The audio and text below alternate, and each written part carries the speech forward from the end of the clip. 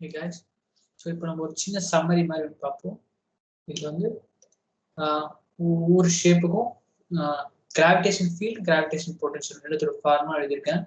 First at point due to point sized mass gm by r square gravitational field, gravitation potential வந்து minus gm by r.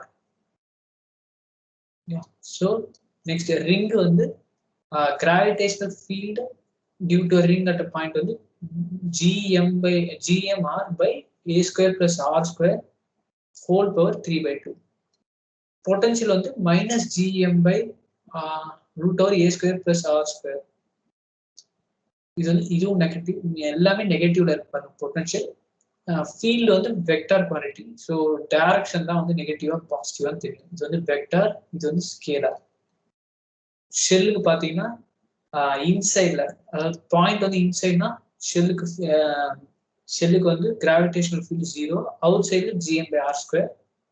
Potential வந்து ஷெல்லுக்கு வந்து point இன்சைட்ல இருந்துச்சுன்னா minus gm by a, out சைட்ல இருந்துச்சுன்னா minus gm by r. இங்க constant, இங்க variable. So next ஸ்பியர்ல வந்து gravitational field suppose வந்து பாயிண்ட் இன்சைட்ல இருந்துச்சுன்னா gm into r by aq, out சைட்ல இருந்துச்சுன்னா gm by r ஸ்கொயர் தான். இது gm by r ஸ்கொயர் தான். ஸோ மோஸ்ட்லி எல்லாமே gm by r ஸ்கொயர் தான் ரிங்குக்கு மாறுது.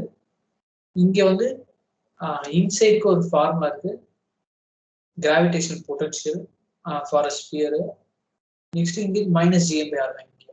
ஸோ அவுட் சைட்ல மைனஸ் gm by r தான் இந்த மூணு இடத்துலையும், இங்கேயும் ரிங்குக்கு மட்டும் மாறும்.